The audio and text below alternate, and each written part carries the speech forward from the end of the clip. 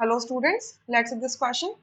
The question says which of the following statements related to modern periodic table is incorrect. Modern periodic table से related कौन सी statement incorrect आपको ये बताना है. So modern periodic table के अंदर क्या होते हैं? Periods होते हैं, horizontal lines, horizontal rows को हम क्या कहते हैं? Periods कहते हैं और ये कितने होते हैं? 7. And vertical columns को हम groups कहते हैं और ये कितने होते हैं? 18 होते हैं. ठीक है, तो एक एक करके और पढ़ते जाते हैं और क्या क्या लिखा हुआ है. सो फर्स्ट में लिखा हुआ है the P block has 6 columns because a maximum of 6 electrons can occupy all the orbitals in the p subshell. It is true. देखिए आपके जो 4 ब्लॉक होते हैं s p d and f, ये जो ब्लॉक्स हैं ये कैसे बने हैं कि आपका जो लास्ट इलेक्ट्रॉन है लास्ट ऑर्बिटल के अंदर जाता है, एक लास्ट स्पेसिफिक ऑर्बिटल के अंदर जाता है, तब उसको हम क्या कहते हैं? उस ब्लॉक का एलिमेंट बोल देते हैं. सो एस ऑर्बिटल जो एस सबशेल है इसके अंदर मैक्सिमम 2 इलेक्ट्रॉन आ सकते हैं. सो यानी कि जो एस ग्रुप है, एस ब्लॉक है, इसके अंदर कितने ग्रुप्स हैं? 2 ग्रुप्स हैं, ग्रुप 1 एंड ग्रुप 2. ठीक है, पी सबशेल के अंदर मैक्सिमम 6 इलेक्ट्रॉन्स आ सकते हैं. ठीक है, तो इसके 6 ग्रुप्स होते हैं, ग्रुप 13 से लेकर आपके ग्रुप 18 तक. ठीक है, आपके डी ऑर्बिटल के अंदर 10 इलेक्ट्रॉन आ सकते हैं मैक्सिमम. 10 डी सबशेल के अंदर आपके 10 और इलेक्ट्रॉन्स आ सकते हैं मैक्सिमम. सो ये 10 के 10 ग्रुप्स होते हैं प्रेजेंट यहाँ पे. सो आपके जी 3 से स्टार्ट होते हैं, जी 3 से स्टार्ट होते हैं और जी 12 तक जाते हैं. ठीक है, ग्रुप 12 तक, ग्रुप 12 क्लियर. आपका जो एफ ब्लॉक होता है ये आप इसको सर्टेनली किसी ग्रुप में डिफरेंशिएट नहीं कर सकते हैं कि ये ग्रुप इस ग्रुप के अंदर लाई करेगा. तो एक्चुअल में जो एक्चुअल में जो एफ ऑर्बिटल होता है या एफ ब्लॉक के जो एलिमेंट होते हैं वो ऐसे बोल सकते हो कि सारे के सारे ग्रुप 3 के पीछे की तरफ आते हैं, लेकिन इसकी मैक्सिमम ऑक्यूपेंसी कितनी होती है? 14 इलेक्ट्रॉन की होती है, 14 इलेक्ट्रॉन की होती है एफ ऑफ सबशेल की. या सो ईच सबशेल के नंबर अंदर सर्टेन नंबर ऑफ ऑर्बिटल्स होते हैं.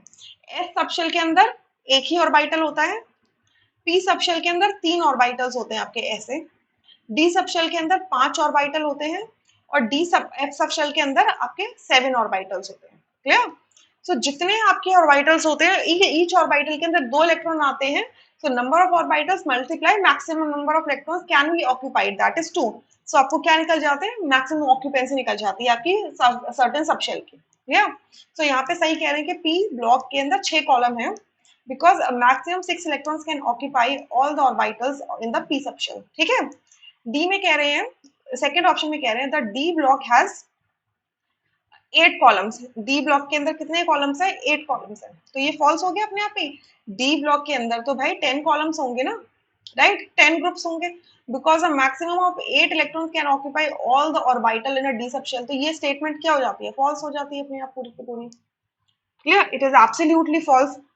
थर्ड में कह रहे हैं each block contains a maximum number of columns equal to the number of electrons that can occupy that subshell. ठीक है, अब देखो कह रहे हैं कि जो आपका ईच ब्लॉक है, जैसे एस ब्लॉक है या पी ब्लॉक है, इसके अंदर कितने कॉलम्स होंगे? जितने इलेक्ट्रॉन्स ये मैक्सिमम कैरी कर सकता है subshell.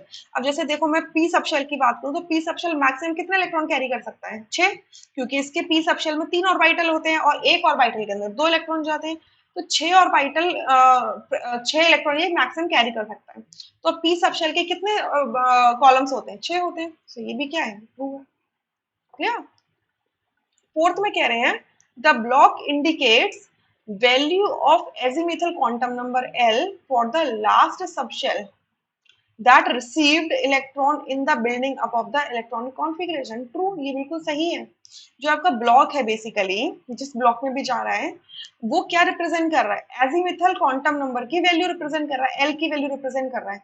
Azimuthal quantum number L जो कि क्वांटम नंबर है, एजीमुथल क्वांटम नंबर, ये क्या बताता है कि आपका जो भी इलेक्ट्रॉन है ये कौन सी सबशेल में जा रहा है. ठीक है, सो अगर L की वैल्यू 0 है तो S है, 1 है तो P है. ठीक है, आपके 2 है तो D है और 3 है तो S है.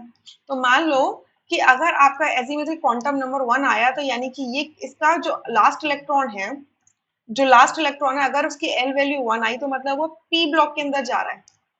ठीक है, सो ये भी बिल्कुल ठीक है. क्लियर. सो हमें इनकरेक्ट बताना था, यानी कि सेकंड ऑप्शन यहाँ से इनकरेक्ट होगा, बाकी सारे ऑप्शंस क्या हो जाएंगे, मतलब 4 स्टेटमेंट से हमें इनकरेक्ट स्टेटमेंट बताना था, तो इनकरेक्ट स्टेटमेंट सेकंड ऑप्शन में लिखी हुई है, बाकी सारे स्टेटमेंट्स क्या करेक्ट हैं, तो हमारा कौन सा ऑप्शन करेक्ट हो जाएगा, second, rest options are incorrect. I hope you understood this question really very well. एक बार रेफरेंस ले लेते हैं, 11th क्लास की एनसीईआरटी हम देखेंगे, पार्ट नंबर 1। यहाँ पर आप पीरियोडिक टेबल के बारे में कॉलम्स ग्रुप्स क्या क्या होते हैं ये पढ़ सकते हो। तो ये पढ़ने के लिए आप जाओगे, स्टार्ट करोगे कहाँ से पढ़ना, पेज नंबर 82 से पढ़ना स्टार्ट करोगे, ठीक है, यहाँ से पढ़ोगे तो आपको आइडिया लगता जाएगा सारी चीजों का। आई hope you understood this question really very well, thank you.